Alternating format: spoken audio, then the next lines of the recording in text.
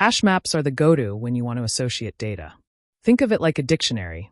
You look something up using a key, and you get a value back. In Rust, the HashMap type lives in the collections module. So the first thing we'll do is bring it into scope with this use statement. Now that we've brought HashMap into scope, let's create one. All right, so what just happened? We created a mutable HashMap named scores. We used insert to add two keys, blue and red. Both are strings, and we assign them integer values. Rust needs both the key and value in a HashMap to know how to be compared for equality and how to generate a unique identifier, hash. And since string and i32 already have these abilities, we can use them directly as keys and values. Notice the use of string from. That's because keys in a HashMap must own their data. No borrowing here unless you use references in a different way, which we'll get to soon. When we print it, it may not print in the order of insertion. Remember, HashMaps do not preserve insertion order.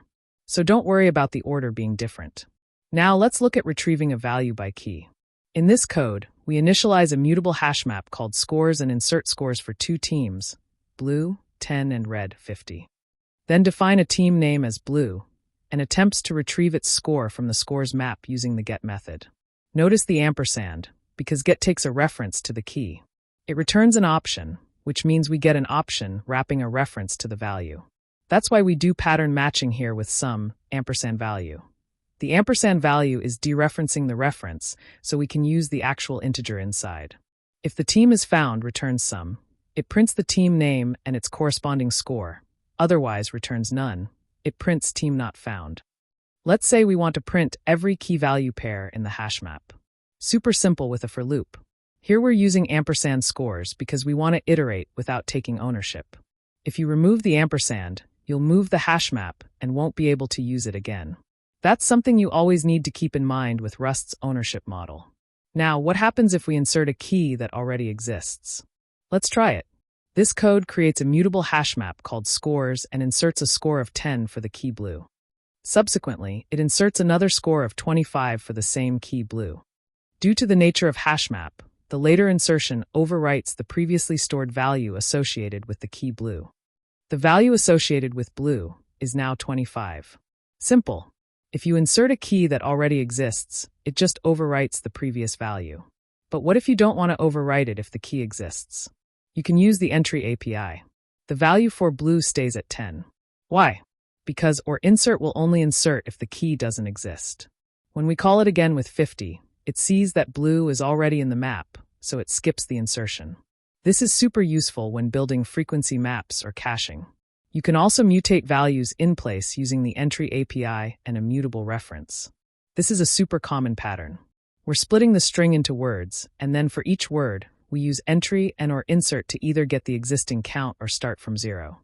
For each word, we use the entry API of the HashMap to check if the word already exists as a key. If it does, we get a mutable reference to its associated value, the count. If it doesn't, we insert the word as a new key with an initial value of 0, and then get a mutable reference to this new value. Finally, we increment the count for the current word. Note the asterisk count.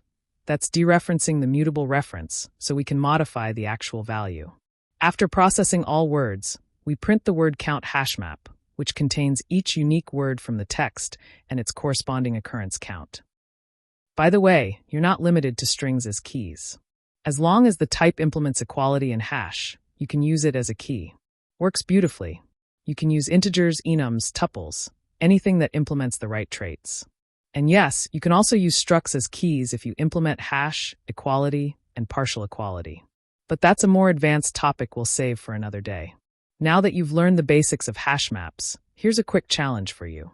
Write a Rust program that takes a string as input from the user and then uses a HashMap to count the occurrences of each character in that string, ignoring whitespace. Finally, print the character counts. For example, if the input is hello world, the output should show the character count, which is 7. HashMaps are a great example of Rust's safety and power in action. It gives you the tools to write expressive and safe code, and now you know how to use them like a pro.